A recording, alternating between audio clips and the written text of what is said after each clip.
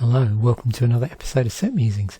So we're up to Rise of the Eldrazi, third set from the Zendikar block, but it was a large set. So when you get, we're back in the era of 3 set blocks here, and historically what tended to happen was that you had a large set and then 2 smalls.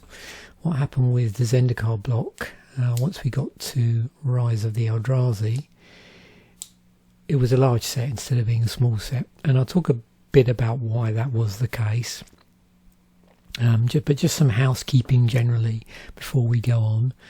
So this week, all the videos coming out, or the 3 videos that come out that are associated with Magic the Gathering, are all going to be around Rise of the Eldrazi. So the Set Musings episode, the Commander Fodder episode, or sorry, should I say Commander Durdle episode now, and the random artwork will be from Rise of the Eldrazi. The following week I'm going to take a break for a week. Monday the 23rd, which is when the next video, which would usually go out, which will be M11, I'm going to put back for a week. The 23rd is actually Victoria Day in Canada, so I'm going to have a break for the long weekend, so no filming on Monday, so hence no Magic the Gathering videos for that week. But I will be back with videos on the 30th of May, and we will be looking at M11, and also I'll be talking a little bit about the move from Rise of the Eldrazi into M11 in terms of the sort of things that happen between those sets, because there's a few interesting things that went on between the Rise of the Eldrazi release and the M11 release. So hopefully that's going to be of interest to people watching the channel, just to give it a nice sort of placement in time. So Rise of the Eldrazi came out on the 23rd of the 4th, 2010. That was the release date. The pre-release was the previous week, if you like, 17th to the 18th. And then they also had things called launch parties as well, which are actually around the release date. So the 23rd to the 25th were the launch parties. And I don't know if I've mentioned that so much before.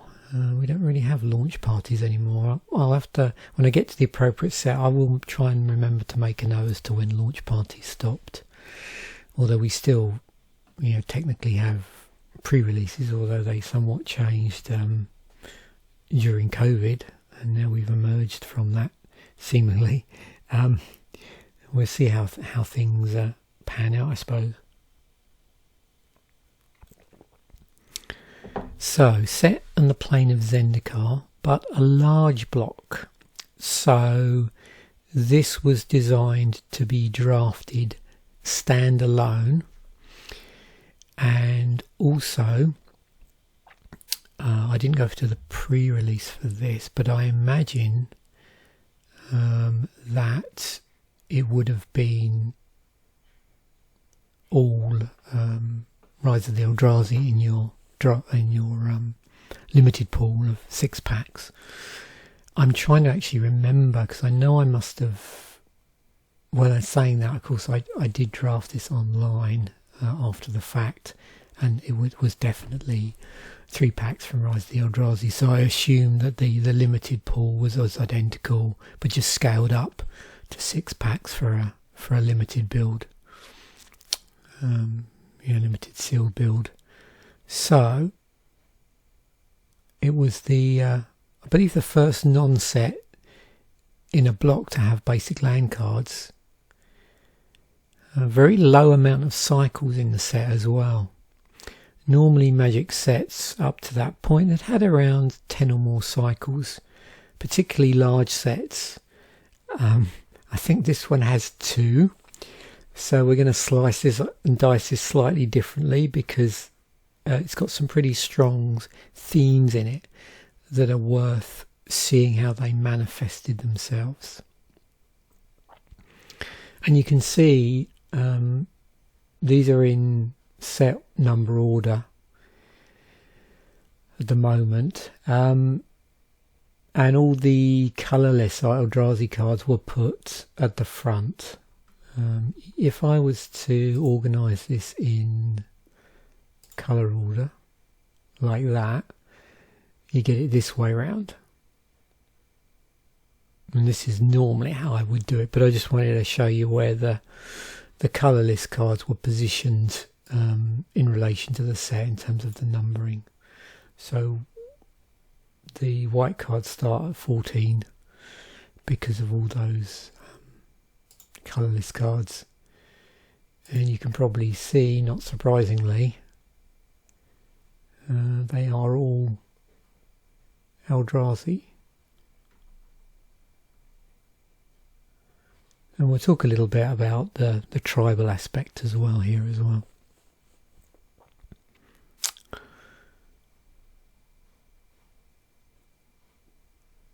So 100 commons, 60 uncommons, 53 rares, 15 mythic rares, and 20 basic lands. And obviously we'll be looking at the basic land artwork.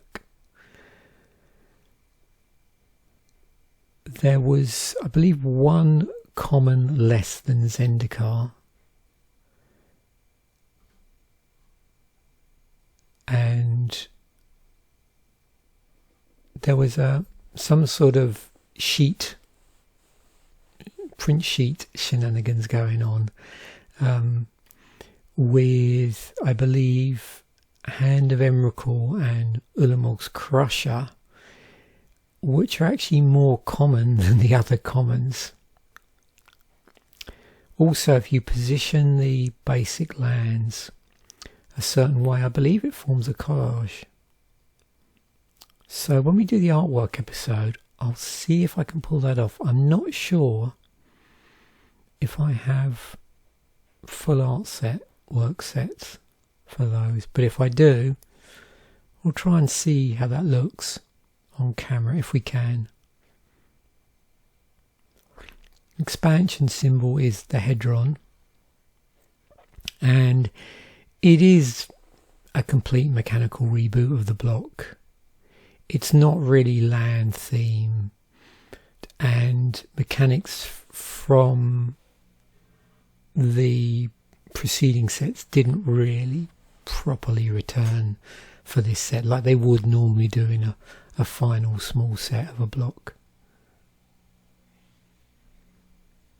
And you can see we've got this major theme that sticks out, which is Eldrazi.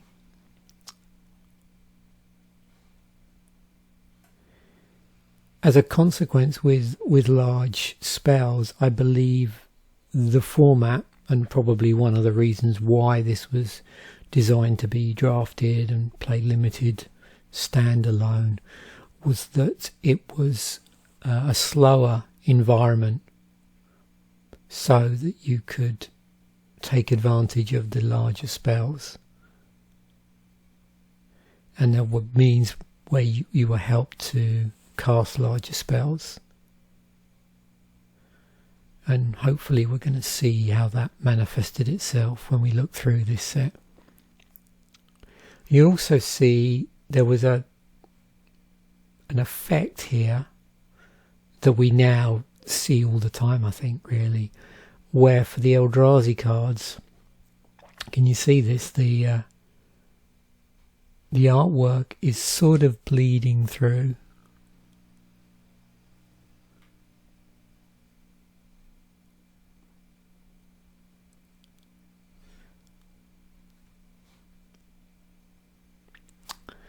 So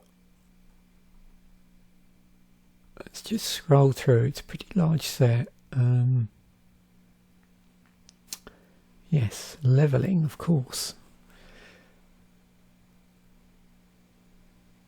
I just want to get a feel here really for the artwork overall, and of course I'll be randomly highlighting some artwork on Friday based on what I physically pulled from boosters. Not sure how many boosters of this I opened actually.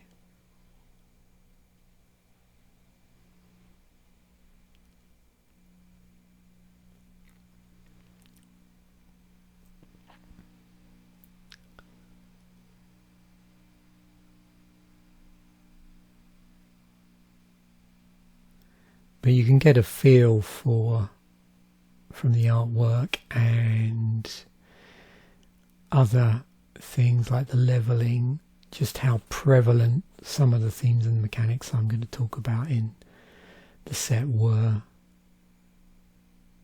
I've got Vengevine in the set. There's one colourless card, multicoloured card, and here's our artifacts.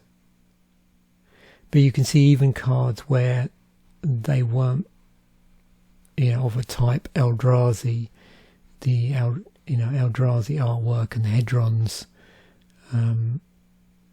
are prevalent, particularly hedrons here. There's an Evolving Worlds in the set, and actually here you go. So I probably won't need to do this on Friday. This is laid out nicely. Actually, it's pretty easy to see here. I don't know how well you can see that. Can you see the sort of overspill there? Same here and here, and this one, I believe, and then this one here.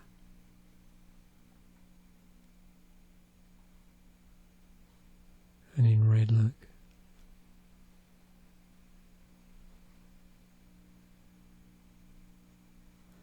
And then the green ones. So that's what I'm talking about. So yeah, I don't think I will need to do that on Friday. It's actually a lot easier to see when I've got this laid out than I could ever probably get it on camera. So there we go. But that's not to say I won't have an up close look at some of the artwork. This would be interesting to see up close, and some of this stuff here.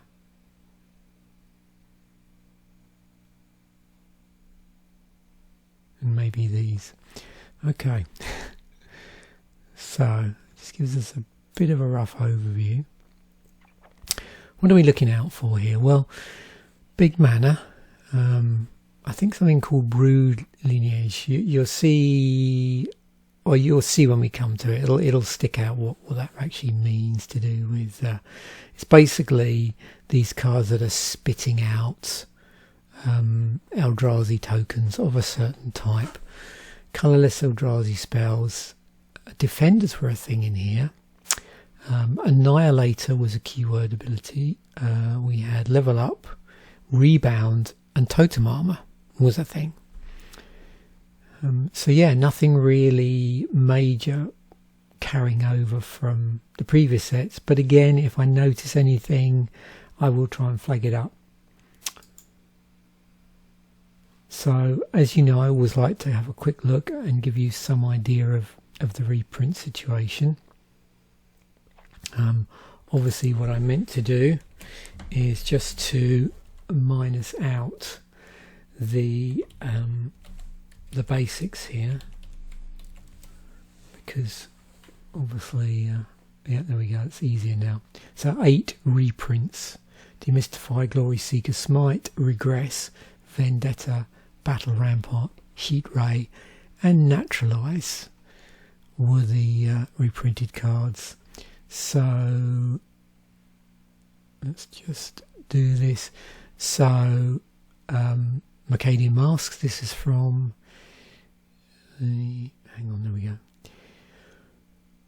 Demystify, Onslaught, and then last seen in 10th edition. Glory Seeker, Onslaught, last seen I think in 9th edition. Obviously at the point at which this set was released, at the point at which Rise of the Eldrazi was released. Heat Ray was in Urza's Saga, and it was then seen in the Battle Royale box set. I don't know if anybody's ever seen any of those. I saw one once in a game shop. I actually nearly bought it. It was basically a set of sealed decks, but they had their own printings for that. Naturalize, Onslaught. So a lot of stuff which was originally from Onslaught, but it was last seen in Magic 2010. Regress, original Mirrodin. Where's Regress there? Smite, Stronghold and Vendetta, which is down here. Magadian Masks. So 8 cards, reprints.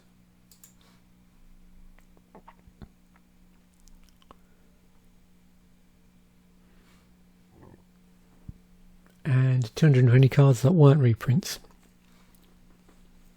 And again, I've excluded obviously the basic lands from those totals.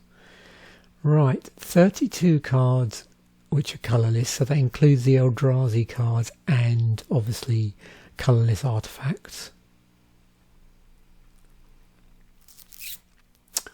We've got 200 monocoloured cards, and we'll talk about Planeswalkers in the set as well. We have one multicoloured card which is a Planeswalker, which is Sarkhan the Mad. There was 19 cards which had the type of Eldrazi on them, and to show you here, you can see it wasn't just colourless Eldrazi. There were some coloured ones, green, black, and red, I believe. Yeah. So they had all a type of Eldrazi in addition to other types, or a subtype of Eldrazi. So you also had some tribal stuff here as well, like tribal sorceries, tribal instants. There was a tribal enchantment as well. And we'll revisit this, I suspect, later on.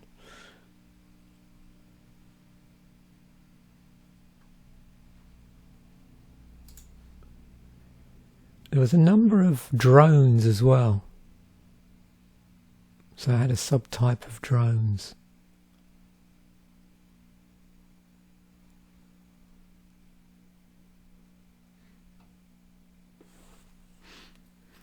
So we'll just see if, I mean, you can see a number of these do produce these 0/1 colourless Eldrazi tokens, which can be used to be by sacrificing them to generate 1 mana, 1 colourless mana. So you can see how this is a mechanism by which you can be ramped into higher casting cost colourless spells, but obviously used where a coloured card has also a casting cost. Yeah, big mana was a thing in here generally, and not just necessarily creatures.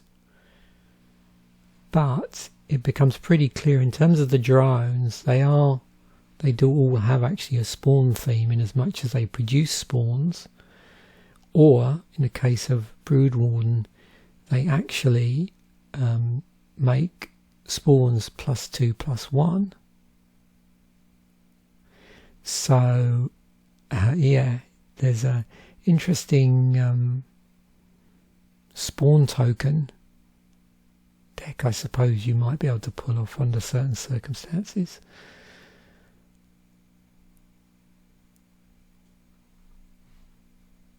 I don't know what the support's like for multicoloured though, so we'll see.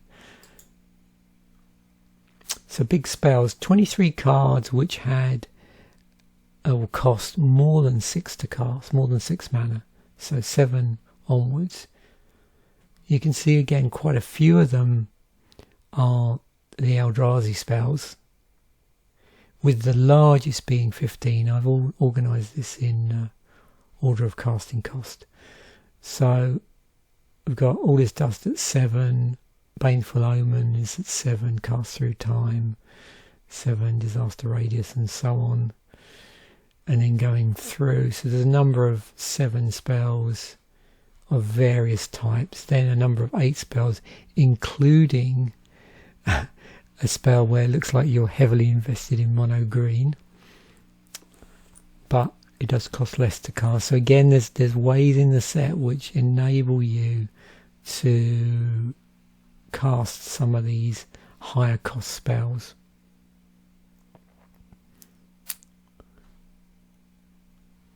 So we're moving up to 8 now.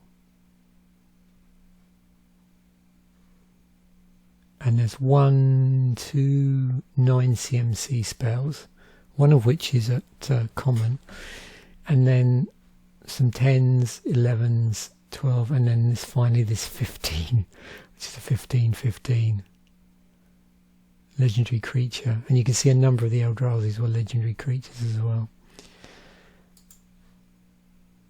So here's all the cards that reference spawns in some way. So we had the drones, which all of them referenced spawn tokens, either produced them or in the case of one of them pumped them. But then additionally, almost the reverse, there's just a number of cards generally, including the drones, obviously 16 of these cards in total, which do mention spawn tokens. So just to give you some idea, let me just take out, so if I minus out the type of drone, it should give you an idea of, so there were basically 10 cards here which had something or some mention of spawn tokens but didn't have a subtype of drone.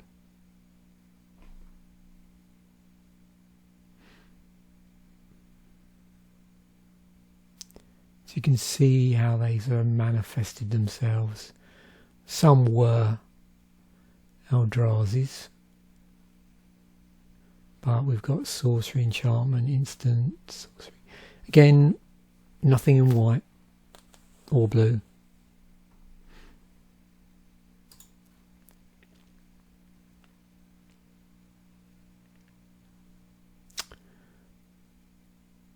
"13 colourless cards that weren't artifacts.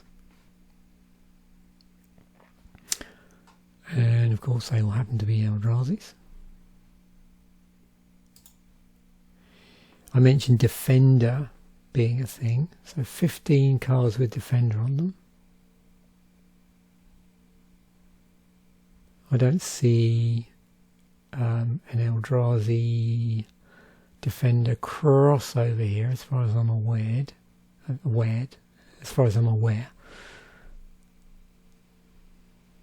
No mention of drones or anything. Oh, 10 cards with Annihilator on it. So with Annihilator, because obviously I hope most people are familiar as how Defender works. There's probably no description here about Defenders, but I'm sure most people now know exactly what it means to be a Defender, or to have a type of Defender. If you remember, originally by default all walls were just considered to be Defenders, so early Magic didn't have Defender on them. If it was a wall, you just assumed it was Defender. But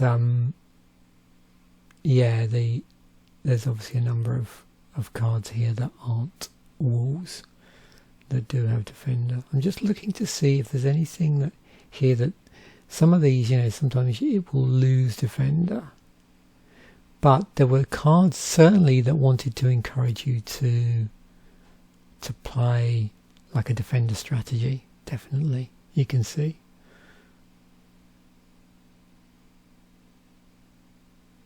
And so had other ways in which you could attack, because you can't attack. Oh, here we go. So as long as a quick creature has Defender, it can attack as though it didn't have Defender. So Defender just basically means you can't attack. You can only block.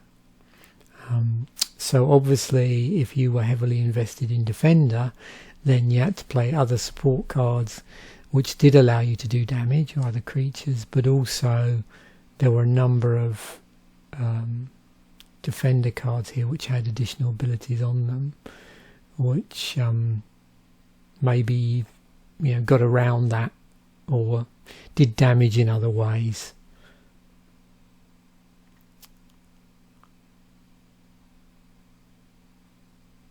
The other way, you could do something like this. So although you couldn't damage your opponent, you could lure in a target creature and then block it with a defender and then kill it that way.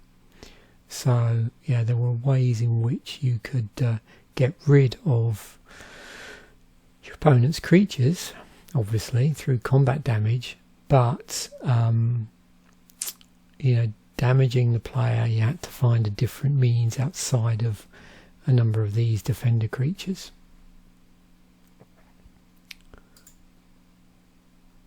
So back to the Annihilator. So Annihilator 2, whenever this creature attacks, defending player sacrifices 2 permanents, and that's Annihilator in a nutshell. You just look at the Annihilator value, and that tells you whenever the creature attacks how many permanents the defending player has to sacrifice, and that's permanents. So that could be creatures, that could be enchantments or enchantment auras, that could be land. Could be land.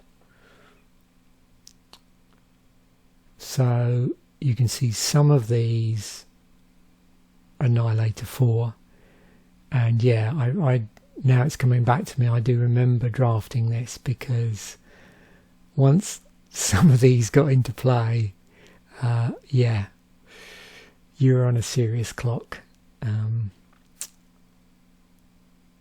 But of course it's getting out. Like this one, which is 15 to cast, does have Annihilator 6, but there's some ramp hoops you've got to jump through.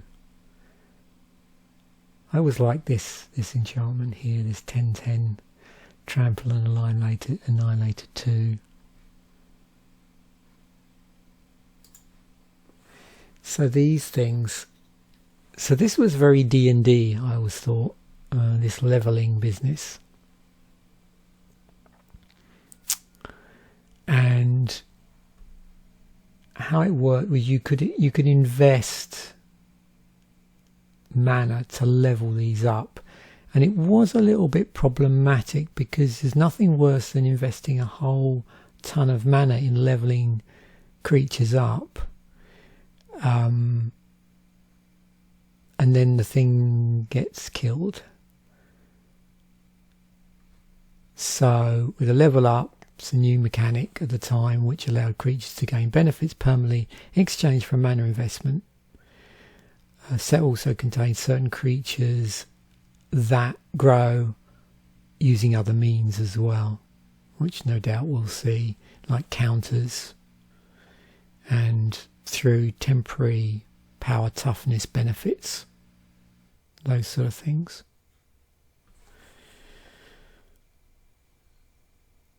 I'm trying to think which are my favourite level ups.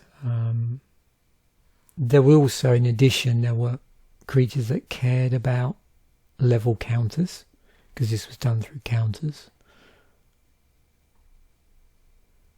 What was the green one? Oh yeah, Jorga Tree Speaker. So single green to cast, level up was 1 and a green, and of course as you put counters on it, it would hit these levels, and so by hitting the levels, it then brought additional abilities online that you could use. So with this one, with just a single level counter on it, you're getting double green added to your mana pool when you tap it. So it's a 1/1 when it comes in, just getting a token on there. Now of course it's a 1 and a green. And I suppose that's what it's all about here, is looking at the casting cost, what that gives you when it comes into play, and how much mana you've got to invest before it starts doing something useful.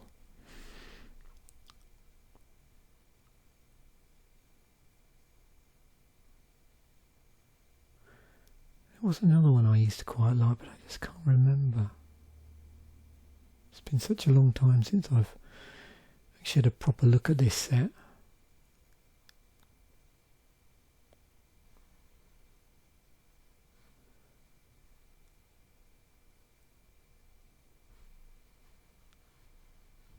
Yeah, this brings back memories.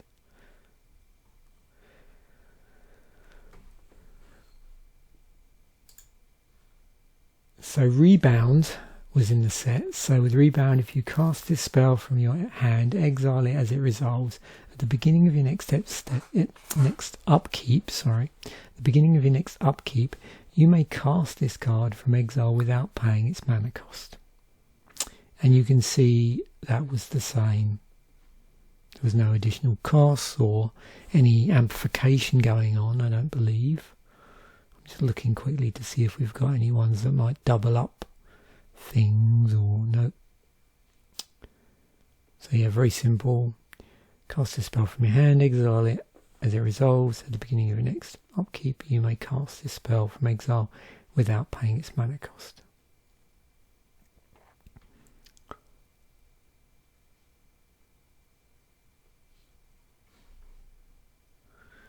Don't think I've got any additional notes on that anywhere that I need to reference.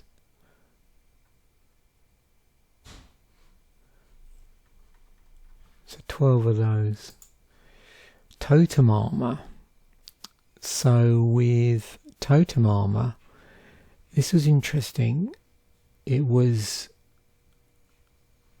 a mechanic on auras. There was also referenced on that card, which isn't an aura, as you can see. I think that's the only one that references it that isn't an enchantment aura. So what happens with Totem Armor is if an enchanted creature would be destroyed, instead remove all damage from it and destroy the aura. So what would normally happen with a creature that had an aura on it, or anything that had an aura on it, if you destroyed the permanent, the creature, or anything else that can be enchanted with an aura, you lose both the creature and the aura. With this version, with the Totem Armor ones, it stopped the underlying permanent that was enchanted from being destroyed. It would just be the aura that would be destroyed.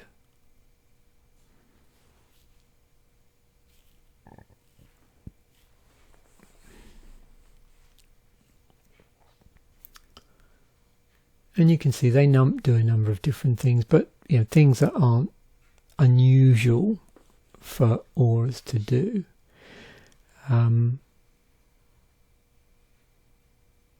not too sure, how much people tried, say, like a Voltron strategy, where they sort of basically, built up all these auras. Of course, again, the danger with that is, you still lose the enchantment.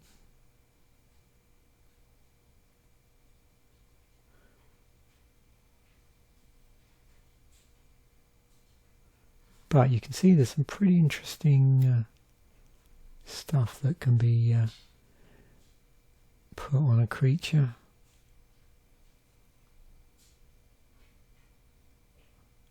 That one you could flash in as well.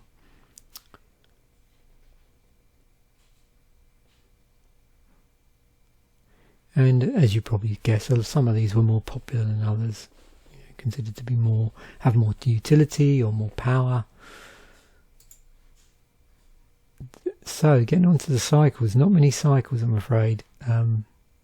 3. Well, 2 regular cycles and a mega cycle. I think you know what the mega cycle is going to be already.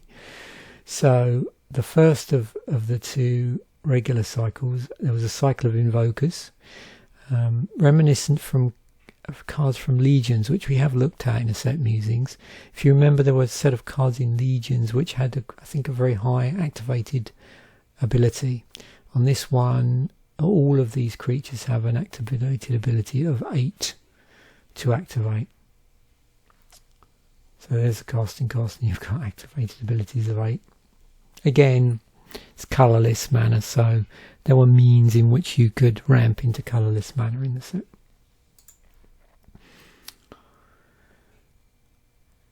A cycle of rare levelers, just rare creatures that will level, but they all had a level up cost of colourless amount. In most cases it was 1, but there was one here with 2, and then a mana of the particular colour. So there was a cycle of those.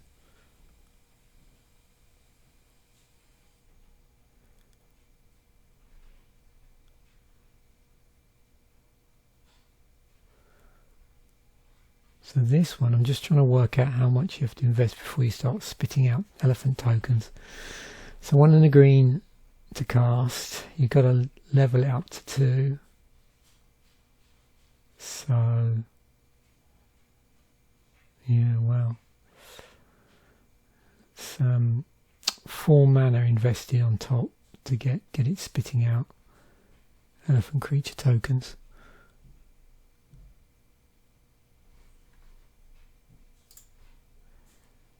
So I mentioned a mega cycle, and we've seen it in other sets. So they're not a mega cycle, a mega cycle, because it only went across the block. So this is the one that was missing. So just through in order, Chandra Ablaze and Nissa Ravane were the 2 from Zendikar. There were 2, I meant 3, because there was Sorin Markov as well. So we had 3 from Zendikar, Sorin Markov, Chandra Ablaze, and Nissa.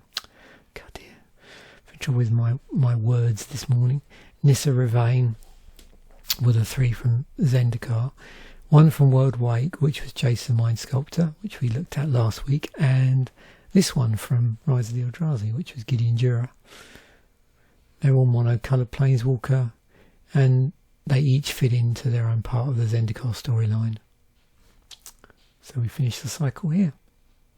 You can see it's been reprinted a few times, a couple of times in boosters, here and here, and it was in Arch Enemy, which I'm going to talk a little bit about a couple of weeks' time when I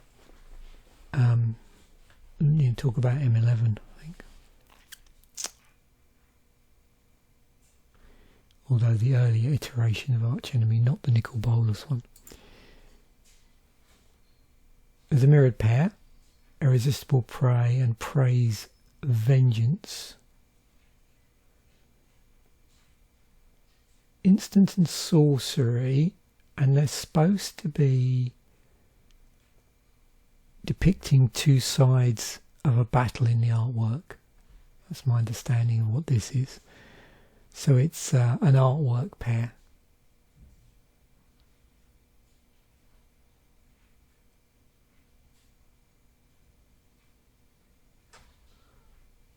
And obviously the ability is, or what the spell does, the spell's effect is sort of indicative of the battle going on, depicted in the particular artwork. Right, so that's all the cycles. 15 mythics in here.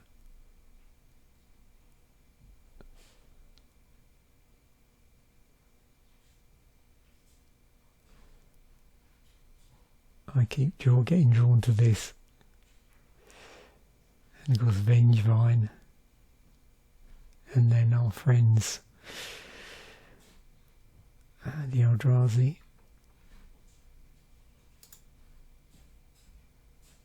In addition to Gideon Jura, we had Sarkhan the Mad, which is also the only multicoloured card in the set.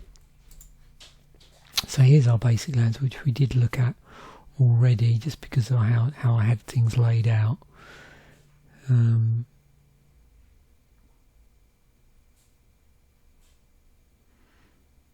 I did show you how the artwork sort of bleeds into each one in the correct, if they're put in the correct order.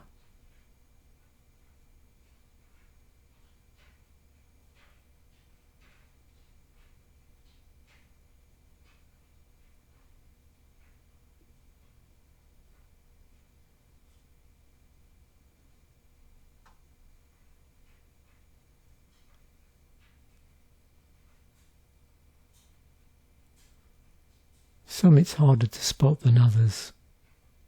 You sometimes have to focus on a different bit of the artwork to actually see what might be going on.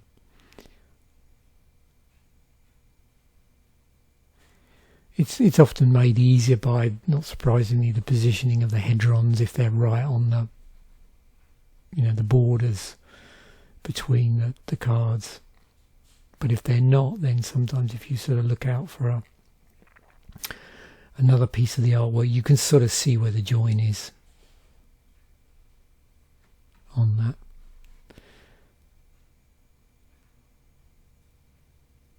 I did buy a set of these in foil, but I must admit it wasn't great, to be honest with you. And they did curve like crazy.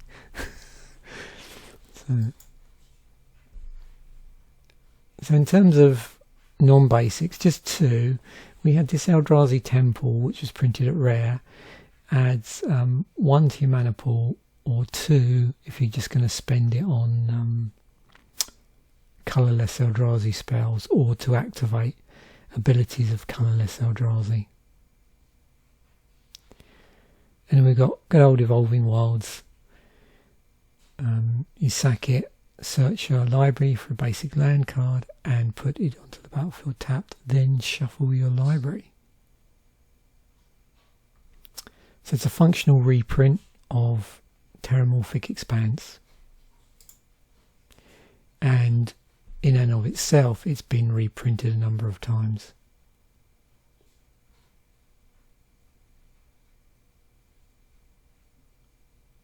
I think, and I could be wrong with this, I think Terramorphic Expanse has possibly been reprinted more times, but I'm not sure if I'm correct on that.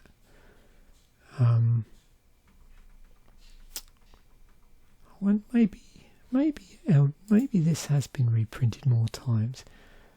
Yeah, I think it might have been. This has more variations in the artwork as well, so I think I'll take that back. I'm pretty sure that Evolving Wilds has actually, over time, ended up with more reprints than Terramorphic Expanse, even though Terramorphic Expanse was printed first. So Evolving Wilds was first printed in Rise of the Eldrazi. Terramorphic Expanse was printed in what was it? Time Spiral, I think.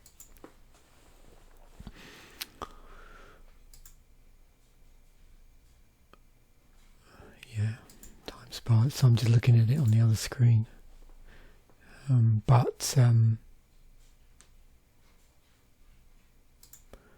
Definitely think, looking at it, yeah, Evolving Wilds has been reprinted more times, I believe.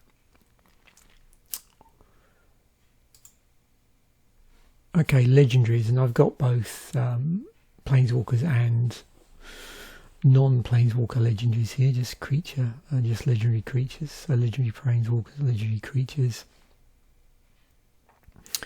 So you can see out of the 8 cards, 2 of them are Planeswalkers, the remaining 6 are Legendaries, 3 out of those 6 are Eldrazi, and the rest are non-Eldrazi. So we had Linvala, Keeper of Silence, was a white legendary creature, angel. Drana, Calistria Bloodchief, was a black legendary creature, and Tuk Tuk the Explorer was the red one. And then the Eldrazi's were Emrakul, Kozilek and Ulamog. I mentioned about the tribal type in here. So 4 cards that specifically reference tribal.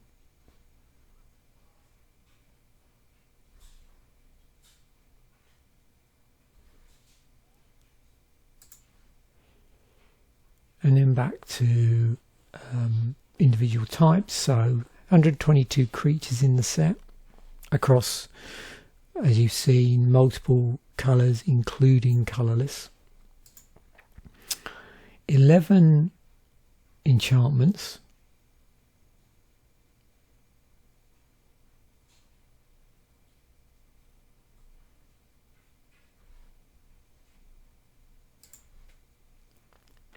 19 auras, of which the ones I've got here, let me see if I can show you the difference. I don't think, yeah. So we got 19 auras. If we net out the Totem Armor, which we've seen before, you'll see, hopefully,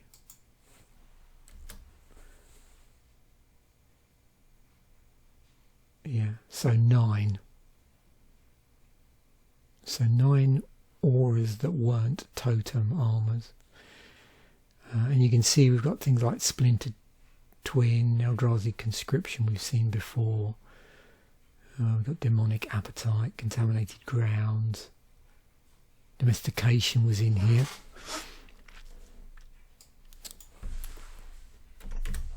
But in total we have 19, so 10 of those were the Totem Armor. And we had 3 artifact creatures.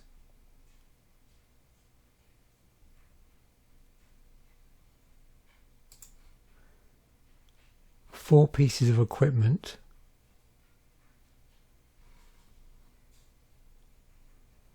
With one, although it wasn't in Eldrazi, you could argue was Eldrazi themed, in the, or big mana themed, I suppose, for a creature.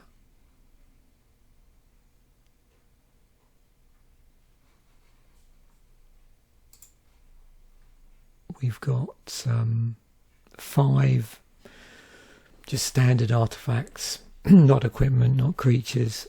So interesting to see what they've done here in terms of mana rocks.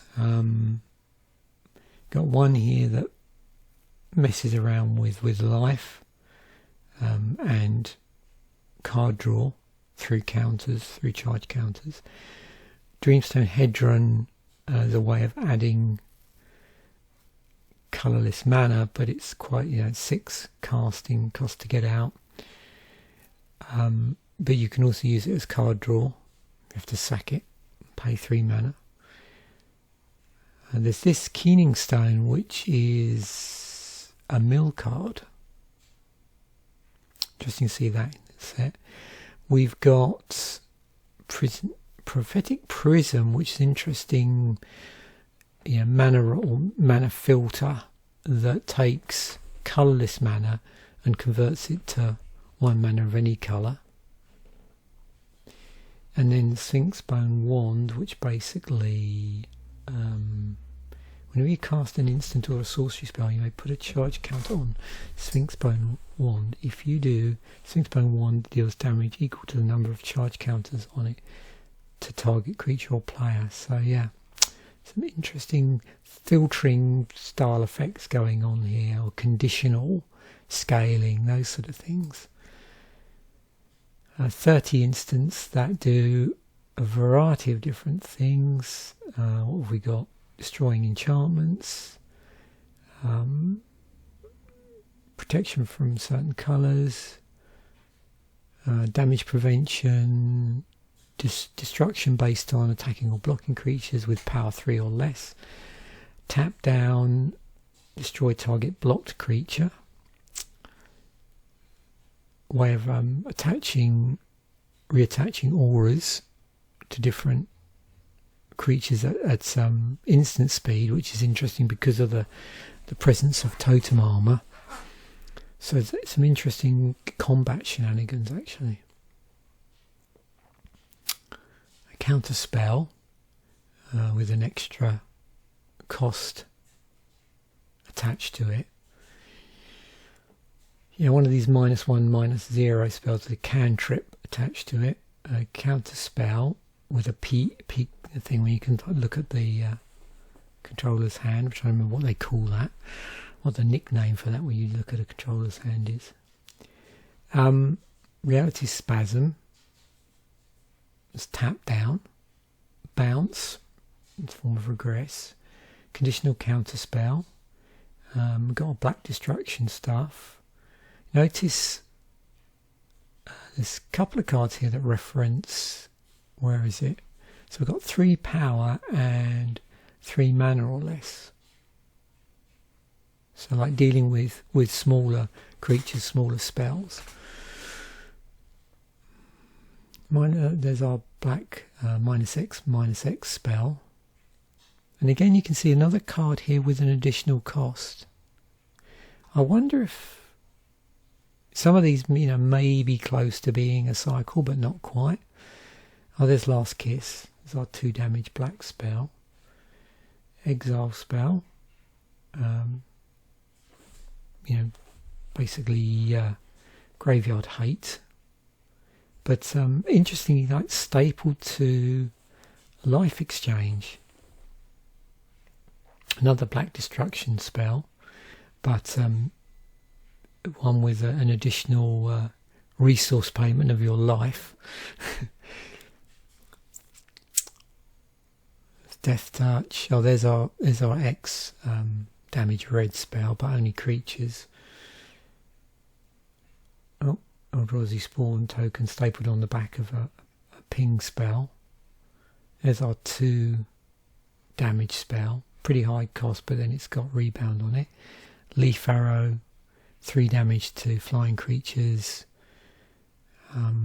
See, look, Living Destiny has an alternative cost on it as well. Life Gain, +1/+1. So this is really interesting. This is why I want to spend a bit more time going through the instance here, is the stuff they did, the flavour that they attached to, the standard stuff that you see at instant speed across the different colours is interesting. And there's a additional cost spell there. Oh, Artifact, Enchantment, Destruction, Pump in green. Oh, there's our sort of our land tutoring in green. And then Not of This World. It's Counterspell. Wow. So you get a reduction in the casting cost if it targets a spell or ability that targets a creature you control with power 7 or greater. So one thing I was just going to try there, because I was really curious about that.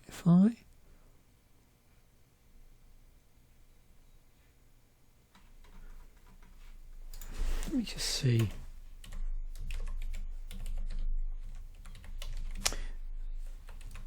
It's funny, we've only got a couple of cycles in here, and this is probably video's going to be as long as my usual videos, because it just gives me an opportunity to delve a bit deeper into other areas. Yeah, so that was a thing in blue, black and green, but not the other colours. So yeah, it's always interesting to see. I don't know whether partial cycle is the right word, but I think you know what I mean. Okay, so sorcery speed stuff. What we got? Tokens, bounce, and again doubling up with other things like life gain on rebound, +1/+0 with unblockable, card draw, more card draw, more card draw, but again certain twists to that. Creature sacrifice with life gain to your advantage. Okay. Spawn tokens. Yeah, so we've got a couple here where they've sort of doubled up with. Here we've got destroy target non-black creature, so that's a classic thing to do in black. And it's at sorcery speed, but also they've stapled the Eldrazi spawn onto it. Life exchange with Eldrazi stapled onto it. Hand manipulation. Swan walk. Wow.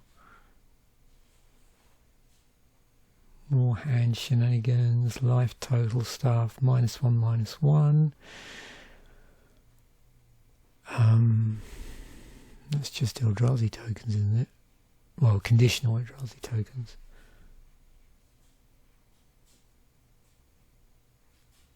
Red tokens based on also sacrificing additional lands, which scales accordingly. Oh, there's another one with a additional cost as well. It's in red. X damage spell. So there's some interesting X damage spells that are scaled on other things here.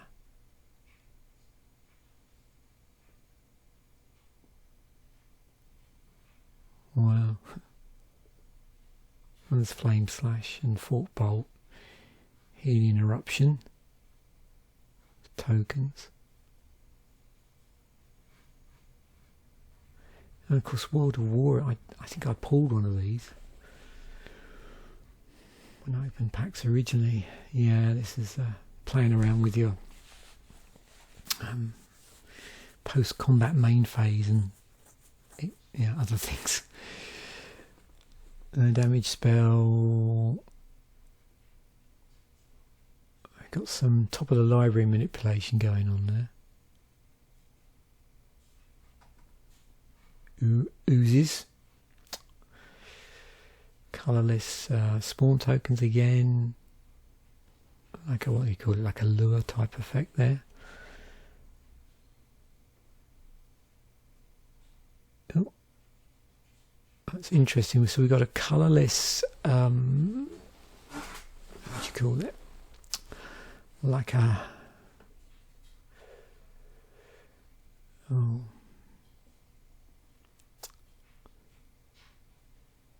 Yeah, colourless wrath effect.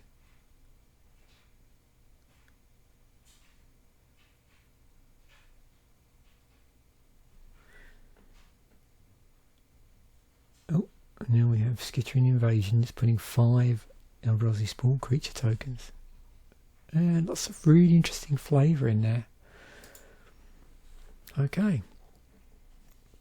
So, yep, set as a whole. Yeah, this is a cool set. Just so interesting. I mean, I was tempted a little bit to look at some of the other tribal aspects in here.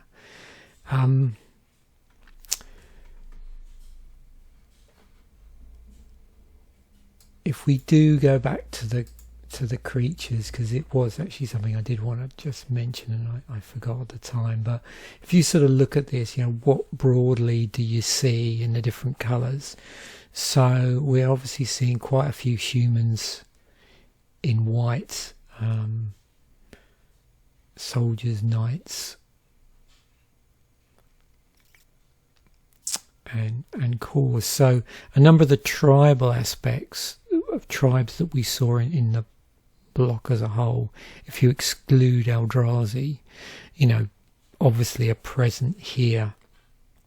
If we look down here, we've got various merfolk in blue, and in terms of subtypes, there's wizards and rogues and soldiers. And then moving into black, obviously vampires and zombies. I think in this set there were definitely more vampires than zombies. And then we move into red, and obviously we see goblins, and then subtypes of shamans and warrior subtypes and human types as well in red. And then moving into green, you've got a few elves, I think, not a ton. But then, a few beasts in here, and I don't know if there's many druids or not. And you've got a smattering of elementals as well across the set as a whole. So, yeah, just if you're curious from just beyond the Eldrazi tribal, there were other small tribal elements featuring certain different subtypes of creatures that you would commonly see in those colours. Okay, most expensive card currently in Rise of the Eldrazi, 73.79 will get you a Kozilek. You won't be surprised to see that all the big high casting cost mythics are bubbling to the surface. So we've got Ulamog, $71, Emrakul, 48. We've got Training Grounds here. Activated abilities of creatures you control cost up to 2 less to activate. This effect can't reduce the amount of mana and ability cost to activate less mana. There's a combo for that and I just can't remember what it is off of the... Oh, here you go. So yeah, they sometimes put handy things in that show you related searches.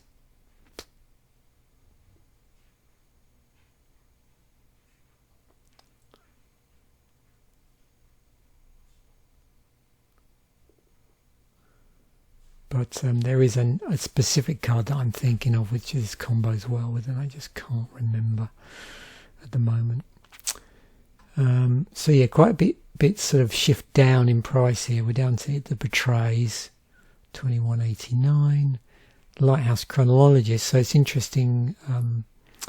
We do have a level up creature at Mythic, which is $17. So 1 and a blue to cast and a single blue to level it up. Oh, there we go. Extra turns, but that's a pretty large investment. Need to protect that. Oh, Linvala. That was in Jumpstart actually, and Modern Masters. 16, Eldrazi Conscription. 15.30. I do like this card. Khalni Hydra. I wonder if they should have really made that call it something different, made it a legendary. That would have been cool. I mean, I suppose they would have to put it in the storyline, but even so.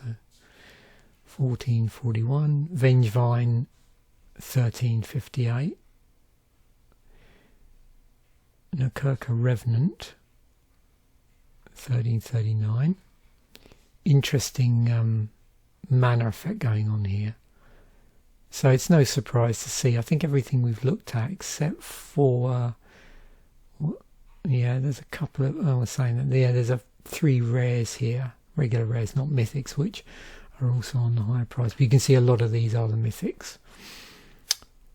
It's a pretty new thing at the time. Oh, there's Bearer Umbra. I was trying to think what the most popular Umbra was, so it probably is this one. $13. There's that untap all lands you control. World at War, 13. 11.97 all is dust. Hellcarver Demon, 10.36. Umbra Mystic. Yeah, and then Splinter Twin just under $10.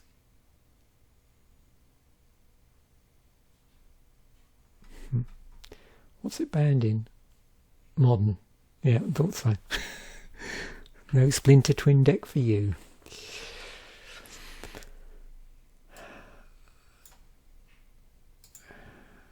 Oh, here we go. EDH.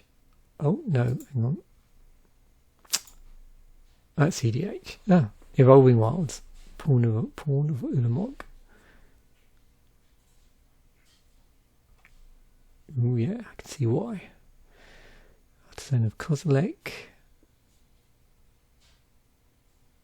Yeah, that's gonna be churning out tokens if you're playing black in EDH. Yeah, Bear Umbra. Linvala. Okay. Awesome. Wow. I could spend ages with this set just scrolling through and just looking at all the really cool stuff. Oh, I do hope I've got artwork for this. That's going to look cool up close. See here, look, this is a good example, and you know I've said it multiple times, and which is the nice thing is obviously you know you regular viewers out there also have commented the same thing as me. Like one of the nice things about the artwork episode is when you get real close, it does force you to focus in and give the artwork more attention than you did before, and then suddenly something pops. And I've probably looked at this card loads of times, and you know, in passing, just seen like clouds, and then suddenly, you know, it's like those optical illusions where you know when you look at it on one day you see one thing, and another day you see something else almost. And now, of course, suddenly, I've noticed, and probably obvious to a lot of people, oh look, there's all these creatures here. You know, obviously wasn't paying attention. But the more I'm doing that episode now, the better my attention is getting to detail on artwork. Same with this. Like now I'm finding, I don't know what it is, but my brain is getting attuned to looking at the card in totality as opposed to focusing in on the central point. And what's happened is, and it's happening now, I'm seeing a lot more depth in the cards. Everything looks much more three-dimensional, to me at least.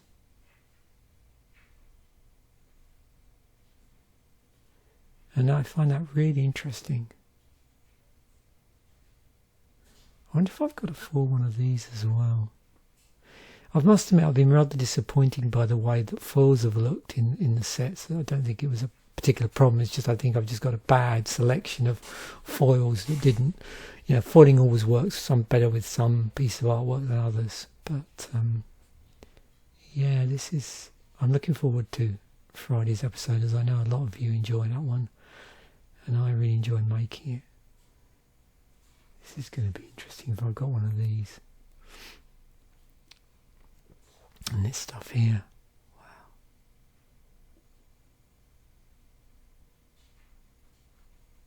What the hell's going on here?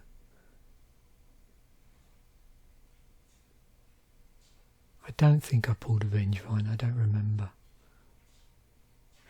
Right, I better stop on that because I could spend ages just going through all that stuff.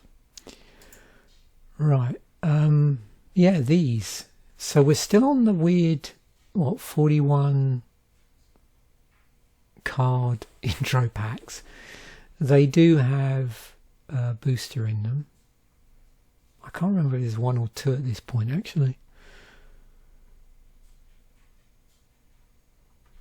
In terms of the what they call the merchandising or the marketing, what they did with those.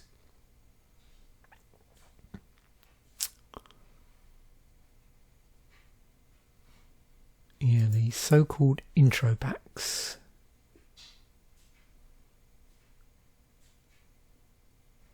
So the extra booster, that didn't arrive until Magic 2013. That's good to know. So we still had a single booster in here. But these were still... Yeah, because you can tell but easy when you're looking at these is look at the land count. On a 60 card deck you would expect this to be in the 20s. These are like 18. So the adjustment of size will happen in Magic 2011, which is the... I'm going to do that in a couple of weeks' time.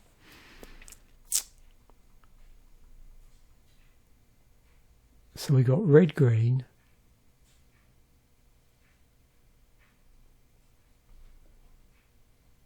and red, green Eldrazi, a white, blue level up deck. Oh, sorry, let me do the... I think I keep forgetting to do the rares, actually. I do apologise. Conquering Manticles are holographic foil. Awakening Zone is our other rare. So, yeah, 2 rares as well still. Student of Warfare was the holographic, and Hedron Field Purist was the other rare. So that was the levelling white blue. We've got the blue black level up as well with Sphinx of Magosi. Now this is the, I wouldn't say problem. What's that? I'm going to have to check now. Oh no, it was there. Okay, that's good. It did actually come from that set. And then Echo Mage. And then we have a black-red Eldrazi, which did have Drana in it, and Magmore, and then a green-white Totem Armor deck, which had Gigantomancer and Cool Spirit Dancer. So you have 5 of these in the set.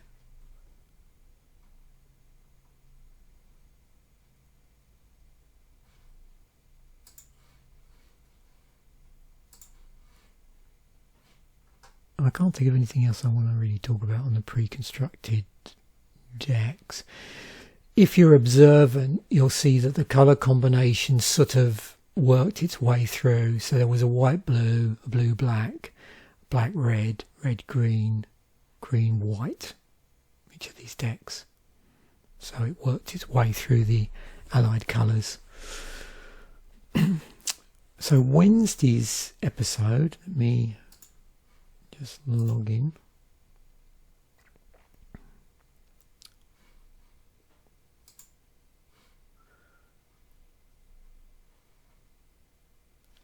Well, what you know, I managed, as luck would have it.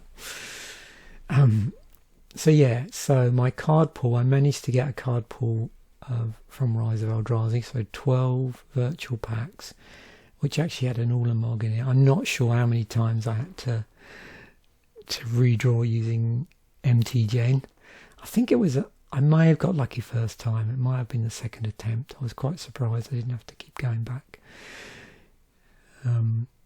But yeah, we're fortunate. There is quite a large number of legendaries in the set, relatively speaking, compared to, say, the core set with none. So yeah.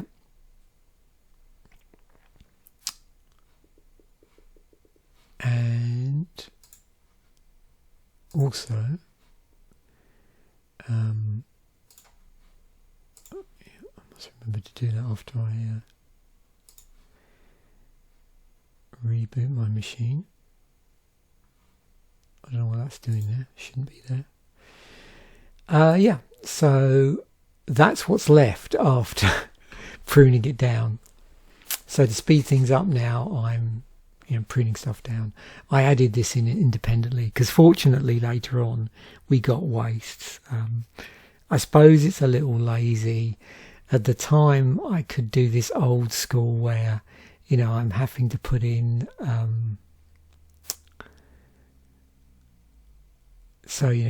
keeping with the commander's colour identity, I would have had to put in non-basics that generate colourless mana or utility lands. I didn't do that. I decided that I was going to let myself play some wastes. That's not to say we won't be playing colourless mana utility lands, but just to make life a little bit easier in terms of just getting the ball rolling. So we weren't really left with much from our original card pool. So yeah. And then, of course, on Friday, we'll have our artwork episode where we'll look at some Rise of the Eldrazi artwork up close and personal. So thanks once again for watching. Bye for now, and I will see you in the next episode.